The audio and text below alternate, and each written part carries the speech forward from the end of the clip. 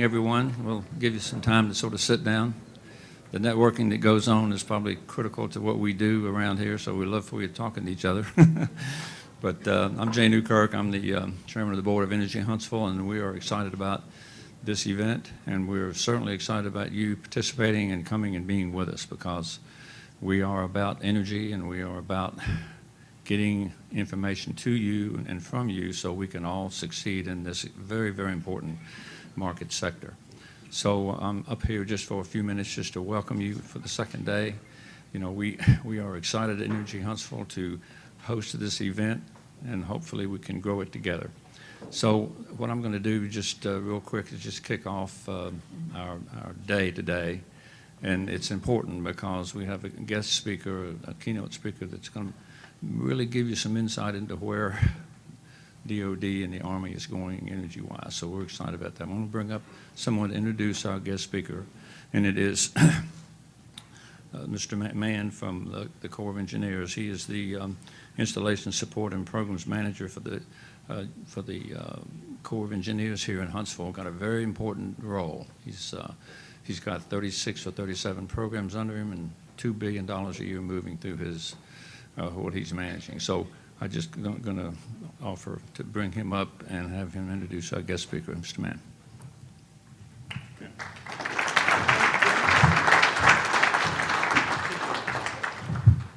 Good morning, everybody. Good morning. Welcome to day 2 of the Huntsville Energy Summit 2019. I want to get a quick feel for the demographics in the room. How many people actually live and work here in the Huntsville or greater Huntsville region? Wow, that's quite a few. And out in the continental United States? All right, and then Oconus. How many folks are here from outside the continental United States? Where are you from? Where are you coming from? Guam, okay. And sir? Guam also? Was there any others over here? Oconus? Okay. Who? Who was in the back? Sorry? Yes, ma'am. Where are you from? From Guam as well. Okay, well, we'll get the whole Guam contingent. Is there anybody left on the island out there or what?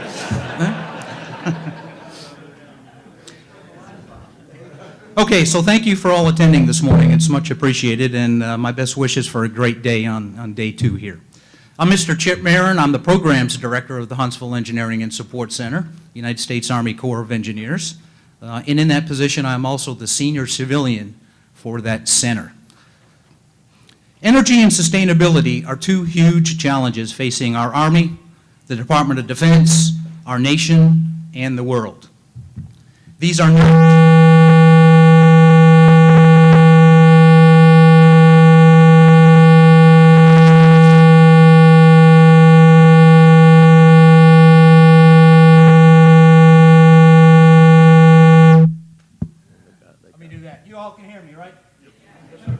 Okay, so let me run that again. Energy and sustainability are 2 huge challenges facing our Army, the Department of Defense, our nation, and the world.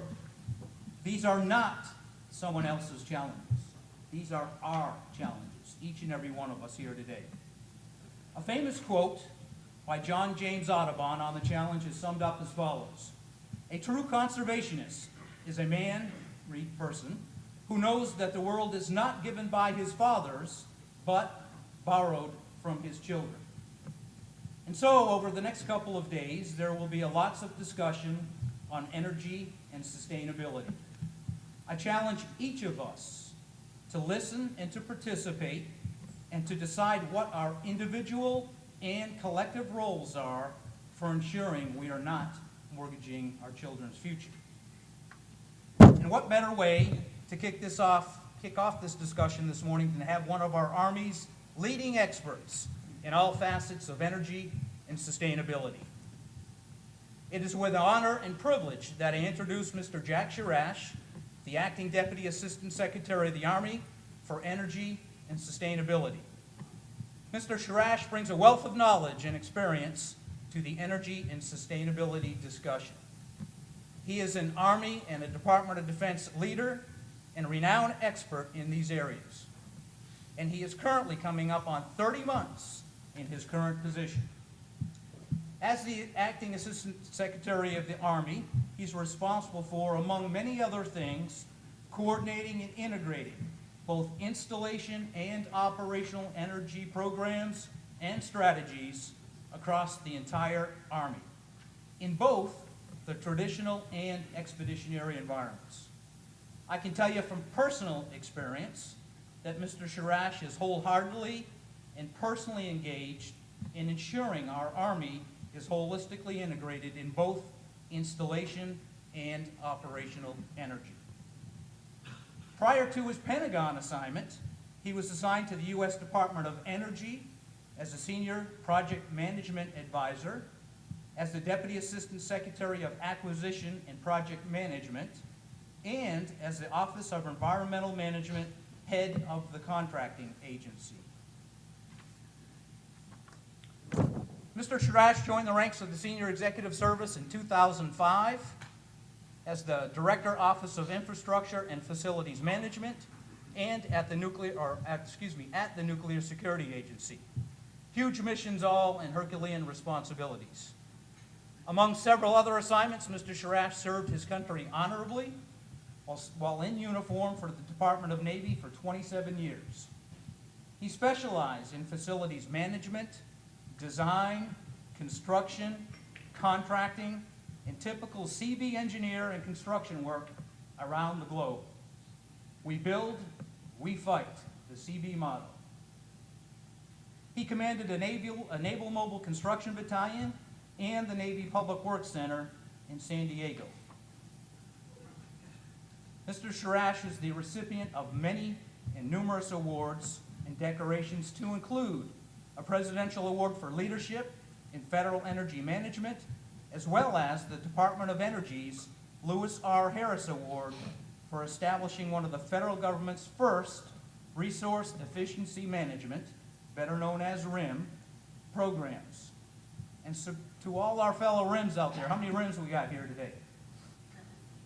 Quite a few. So my advice to you is listen intently and be careful what questions you ask. Mr. Surash holds a Bachelor of Science degree in Mechanical Engineering from the University of Rochester and a Master of Science degree in Mechanical Engineering from Texas A&M. And he is a registered professional engineer. He is a graduate of the Advanced Management Program at Duke University, the Fuqua School of Business, and the Executive Certificate in Management and Leadership Program from the MIT Sloan School of Management. And so without further ado, ladies and gentlemen, please join me in giving a hearty and warm welcome to Mr. Jack Surash.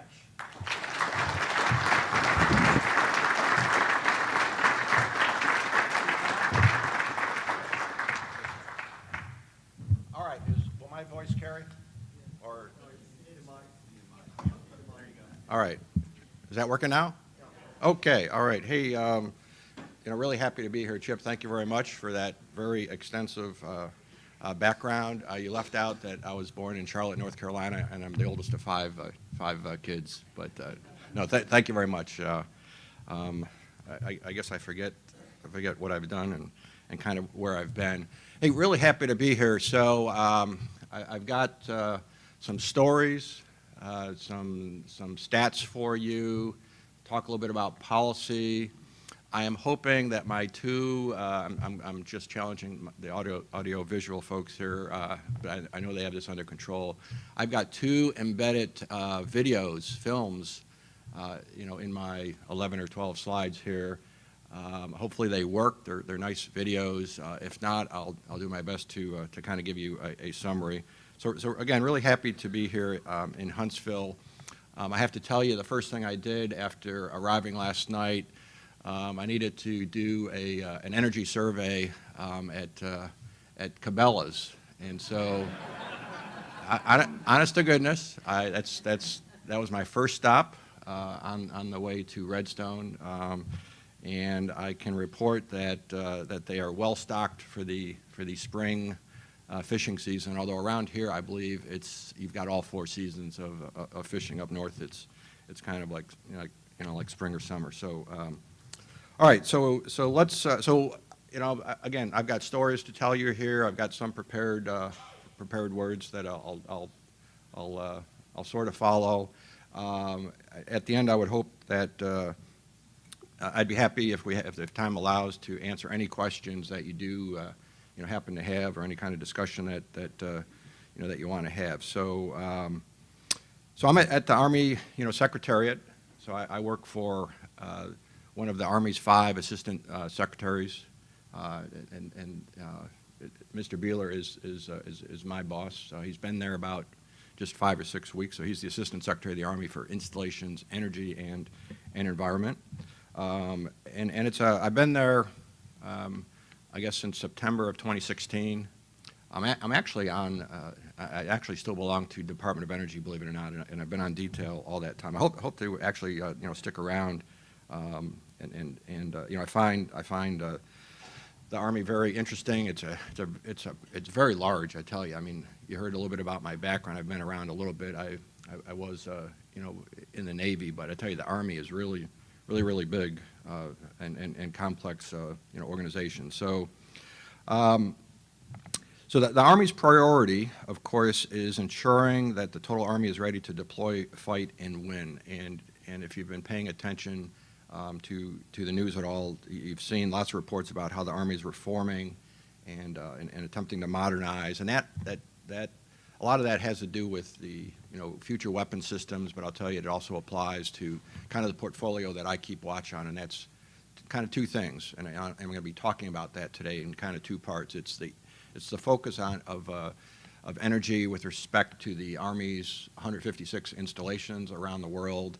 And there's this other thing that was frankly new to me, and it's only been around 8 or 9 years. It's this concept called operational energy. Operational energy is, think of it as energy, water, and sustainability, but applied to tactical vehicles and weapon systems. So I'll talk a little bit more about that. So I would suggest that the Army has always had some degree of focus on this new term called resilience. And in fact, if the chief of the Army's chaplain corps was here, he or she would be talking to you about the chaplain's resilience program, because that's kind of become a hot button issue. Everybody seems to have a resilience program. But resilience has always been a part, I think, of installations, energy, water, and sustainability sorts of efforts. But I would suggest that previously, the focus was really on efficiency and cost control, trying to reduce costs, and to some degree resilience. But I'll tell you right now, the focus is resilience. Absolutely, we're laser focused on resilience. I would suggest we're pivoting to resilience. I don't think we're kind of there yet, but we're trying to get there. Now, that doesn't mean that we don't care about efficiency and cost control and things like that, but resilience is the primary focus. And in several slides, I'm going to tell you a story about how I think you would look at things, maybe 5, 6 years ago when we were focused on efficiency, and how we would look at things now that we're attempting to be focused on resilience. I need to mention, of course, the Secretary of the Army's priorities of readiness, modernization, and reform. So that's kind of how we start off thinking about everything, and definitely, we're playing, we're playing in all 3 areas there. So, so obviously, technology and we'll go to the next slide. Technology and data are changing the world. I've got a couple things to say, and then we're gonna show the first clip. So, my staff dug up some facts. I believe these are facts. I am told that over the last 2 years alone, 90% of the data in the world was generated. Okay, and there's a reason for this. Data enables smarter decision making. It allows us to learn from our past and predict the consequences of our decisions. So you've heard about attempting to be focused on data probably for a long time.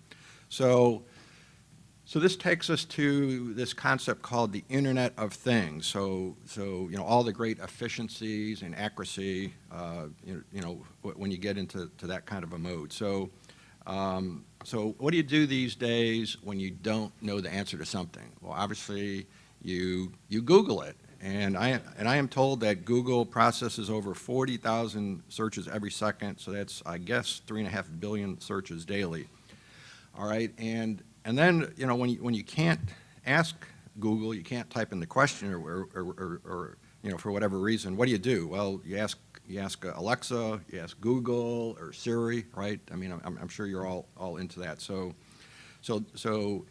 And it's predicted that there'll be over 200 billion smart devices just in a couple years. So what I'm going to show you in a second here is a film clip. It's about so think of it as it's installations of the future. It's when the Internet of Things is happening at a future Army installation. This was put together by actually the gent that was in this job prior to me showing up, Richard Kidd. He still works in the same group. He's just focused on some different stuff. But he did this along with some help, I think, from the Corps of Engineers and a couple of his colleagues.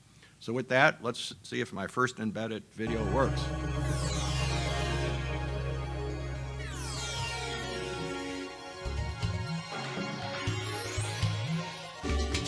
Technology is driving tremendous change throughout Department of Defense installations and cities worldwide. Future capabilities that optimize combinations of artificial intelligence, sensors, and deep analytics will give Army garrison commanders new tools to detect, consider, and react to conditions almost instantaneously. Let's jump ahead to the year 2040 and imagine a morning in the life of an Army garrison commander. Sari, how is our day looking? Weather is clear and 70 degrees. No CCIR to report. All services operational. ThreatCon is at Bravo. 2 new Alaracs have arrived and no reported blotters. Sari, what's my schedule look like? You have an 0800 threat brief with DPTMS, an 0900 budget discussion on obligation variance with your resource manager, a 1000 walkthrough with the new obstacle course, and a 1200 working lunch with your deputy. Good. We are expecting 3 dignitaries on post today. Great. Alert me when the dignitaries pass through security. Yes, Colonel. In regards to lunch, would you prefer the garden salad or the steamed vegetables? I would prefer a cheeseburger and fries. Reminder, you have a formal dinner at the Governor's Mansion this evening. Your biometrics reader and daily caloric expenditure predictor is indicating you will want to consider the salad in anticipation of that dinner. Fine, Sari. Salad it is. Good morning, Captain. Do you have anything to report? Good morning, Colonel. Alpha Unit was scheduled to train on Range 2 Whiskey today. We rescheduled them to Range 4 Yankee due to risk of grass fires with dry conditions and high winds. Sari, what action have you taken? I have already notified the brigade and battalion commanders, the sergeants major, and each of the company commanders and first sergeants. Sari, how are we doing on energy usage? All acceptable, Colonel. Barracks energy is starting to creep up, and I've already recalibrated controls to adjust energy usage during the duty day when the troops are in training. Due to the extreme heat, we are anticipating a higher than average cooling load. Sari, alter thermostat setbacks for unoccupied buildings based on field training and adjust temps when troops return. Yes, Captain. What's our current energy usage considering expected temperature? We have been generating in excess of loads for the past 3 days. Batteries are full. We can use this surplus to cover anticipated peak loads and avoid extra demand charges. Excellent. Ma'am, I'm detecting a spike in the Cyber Command Center. Checking now. Anything to be concerned about? Negative. Not according to the cyber analytics. It appears to be a relatively low-level denial of service attack coming out of Central Asia, keeping the servers busy. External sensors across our regional network are not detecting any unusual activity. Ma'am, you have an incoming call from the Senior Commander's office. Connect us, Sari. Good morning, General Rodriguez. Good morning, Shelley.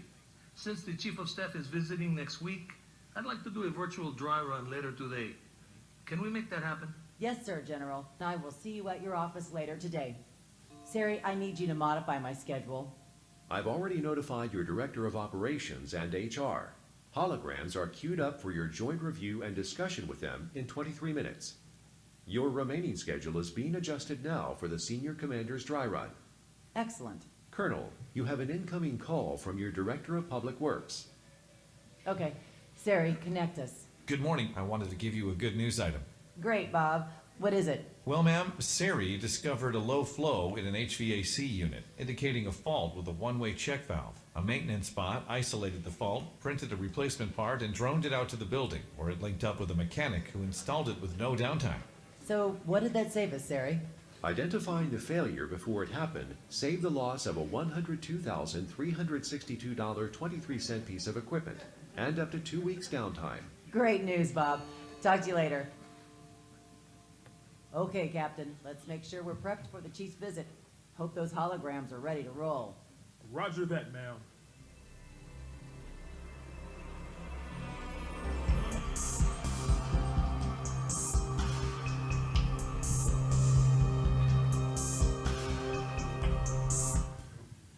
All right, so has anybody ever seen that? It's been around for maybe a year. So, hey, 2040 is only like 20 years from now. So I'm going to tell you another story about 2030, which is like 10, 11 years from now. So interesting uniforms. And the DPW calling the boss about good news. That's like, I don't think DPWs ever have time to do that, right? Okay, so this is a concept that that the Army's interested in, and looking at maybe what Army installations, not in the not too distant future, how they could possibly, operate the things. You notice the garrison commander's vehicle was driving up and didn't have to stop and take out the badge that everybody has, right? And stuff like that. Okay.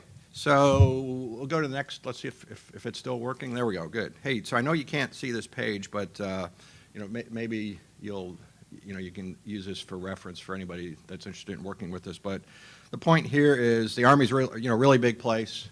What I wanted to point out, I mentioned before, we have 156 installations.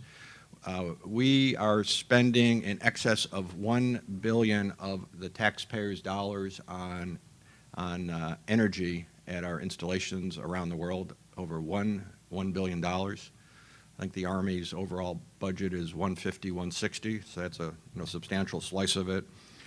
Be careful, these numbers haven't totally settled down yet. My staff actually didn't want me to present this, but I am anyways. See, last year in FY18 compared to FY17, consumption is up about 4.7%. Costs are up about 6%.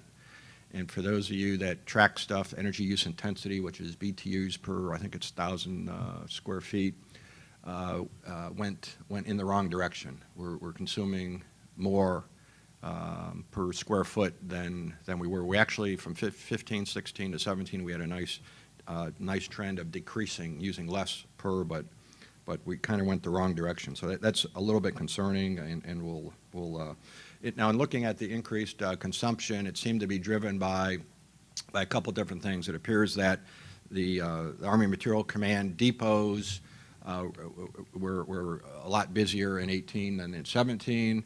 It also appears that there were greater cooling and heating degree days throughout the season, i.e. it was colder in the heating months and warmer in the cooling months at a number of Army installations. And lastly, over in Korea, the new garrison at Camp Humphreys was up and operational, and I'm sure in 18 they were 24/7 very busy. So there was some extra, or there was a lot of consumption there. So anyways, this is so let's see, anything else to point out on here? Again, this is for reference. In the future, it appears we have about 170 or so energy managers and resource efficiency managers. Okay, we'll go to the next one then, please. Okay, so I'm going to talk a little bit about threats now. So the National Defense Strategy actually highlighted how the homeland is no longer a sanctuary. Okay, that's pretty brazen commentary there. So in my world, that means access to reliable supplies of energy and water are likely to be challenged at every opportunity. across all the domains and by multiple actors simultaneously. So this is something we're really, really concerned about, and this is, I mean, this is what we need to be thinking about when we think about, resilience. So when I think of threats, I think about physical and natural and cyber sorts of threats. I kind of put them into those three pukas. So obviously, supplying energy to our installations has become increasingly challenging, based on vulnerabilities to this, interdependent electric power grid we have, the natural gas pipeline system, and water resources. All right, so looking, so I've got a graph on the bottom right there. So data indicates that in FY18 there was 22,000 hours of utility outages at the Army's 156 installations, and most of those were over 8 hours. That's a doubling since the previous fiscal year, which is 17, and an 8-fold increase from 16. Definitely a concerning, trend there. Installations are also vulnerable to acts of man, aging infrastructure, things like that. It's no secret, a lot of Army installations were constructed a long time ago, like over 100 years ago. And it definitely appears that weather extremes seem to be on the increase, hurricanes, tornadoes. I'm sure there's many of you that were actually here possibly it was like, I think it was 7, 8 years ago with the tornadoes here at Redstone. Recently there was flood damage at Benning. You had hurricanes Katrina, Maria, and last year Hurricane Michael that caused extensive damage at Tyndall Air Force Base in Florida. So paying attention to the FBI, what the FBI has to say. Last year they had a headline about Russian hackers attacking the U.S. power grid and aviation assets. Bloomberg News has previously reported that Russian hackers had breached more than a dozen power plants in 7 states. The Department of Energy's Secretary Perry, testified before Congress that cyber attacks are literally happening hundreds of thousands of times a day. The warfare that goes on into cyberspace is real, it's serious, and we must lead the world, quoting from him there. And then public release document from the Director of National Intelligence recently warned that China, Russia, Iran, and North Korea will increasingly use cyber attacks to steal information, influence our citizens, or disrupt critical infrastructure. 2 factoids in this public document, believe it or not, were that China in particular presents a persistent cyber espionage threat to our core military and critical infrastructure systems. In fact, China has the ability to launch cyber attacks that disrupt our natural gas pipelines for days to weeks. The second public statement was that Russia poses another cyber threat. Moscow is now staging cyber attacks to allow it to disrupt or damage U.S. civilian and military infrastructure. Russia has the ability to execute cyber attacks in the U.S. that can disrupt our electrical distribution network for at least a few hours, similar to those demonstrated in the Ukraine in 2015 and 2016. Moscow is mapping our critical infrastructure with the long-term goal of being able to cause substantial damage. So, definitely concerned about those physical, natural, and cyber, sorts of threats as I've just described. All right, time for another story. We're going to go. This one I'm going to sort of read you through though. So, and again, Richard Kidd was behind this. So who has potentially seen this story? So on the bottom of this slide, that's the actual link. So this is a mad scientist blog published by if we can go back one, please, the Training and Doctrine Command. So you can just Google Training and Doctrine Command Pink Flamingo, and you'll get this story. And it's a great story. So I'm going to give you a little summary here. Who's come across this? I bet you a couple of you have, a couple of you possibly. Okay, so the byline here, again, this is fictional. It takes place way out in 2030, which is 11 years from now. Okay, so And so the way this story builds, I'm just going to give you a quick summary, is that, by the way, a pink flamingo, I think this is a term that had been around. I don't think this article invented it, but a pink flamingo is a known known. So that was the play on words. The title of this fictional story is, let's see, why the, or Army installations, a whole flock of pink flamingos. And the summary is why the most powerful army in the world never showed up to the fight.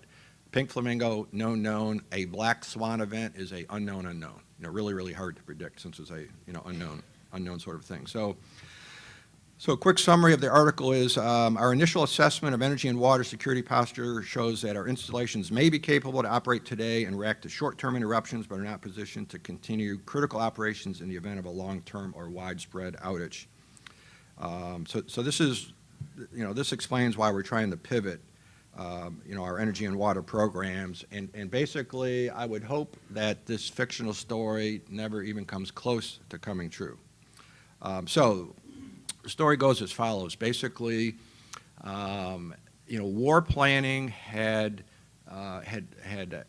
planned for this sort of event. Basically, over in Eurasia, country A invaded country B. Country B asked the United States to come to its assistance, and the United States said yes, and the Army had a role to play in here, so the Army was asked to deploy.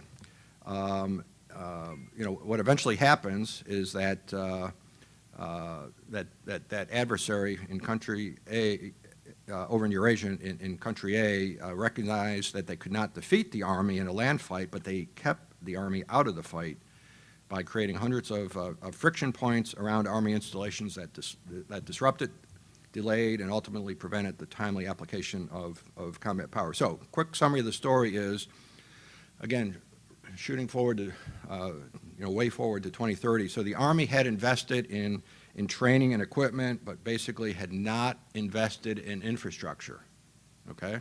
Had not invested in infrastructure. So fully prepared, out in 2030, the Army is ready to fight and win in the complex environments of multi-domain operations. Multi-domain is land, sea, space, undersea, cyber, et cetera. The Army Futures Command, that relatively new concept that the Army has set up, new 4-star command down in Austin, had really worked. They had generated tremendous innovations and gave the Army the equipment and the weapons it needed to defeat all competitors, rogue states, emerging threats, whomever. So the Army authorized mobilization and deployment of forces to counter that invasion over into country B. So now what happened is, cyber attacks were launched against the power supplies, communications. Every system that is not considered critical was essentially turned off. So imagine being able to operate where no street lights are functioning anywhere, and just think about having to drive around. So all the traffic lights, lift stations, wastewater treatment, all sorts of things like that were turned off and did not work. The key utility water and energy control systems on or adjacent to the Army installations also, came under attack. There was all sorts of spoofing that went on as the story goes on. Facebook and other things like that were used to put out, false stories about mobilizations, canceled mobilizations.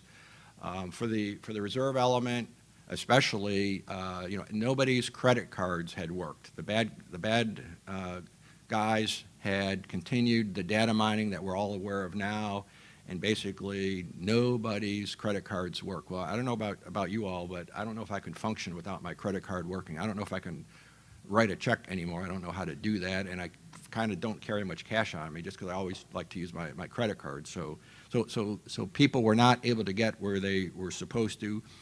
Just think of the turmoil with respect to families by spreading false rumors of diseases and epidemics and all sorts of stuff like that. So the bottom line of the story is that the most lethal army in history was stuck, unable to arrive in time, because it had ignored vulnerabilities at home in a classic pink flamingo. The Army knew its homeland operations were a vulnerability, but it failed to prepare. Okay, so that's just a quick summary of the story. Please get your hands on it later. It's very, very, very interesting read. So very, very timely story. And again, I hope the heck that I don't hear about this in 10 or 11 years, or frankly ever, because we know that the threats are out there. We know we have problems. We've got to do something about it. All right, next, please. All right.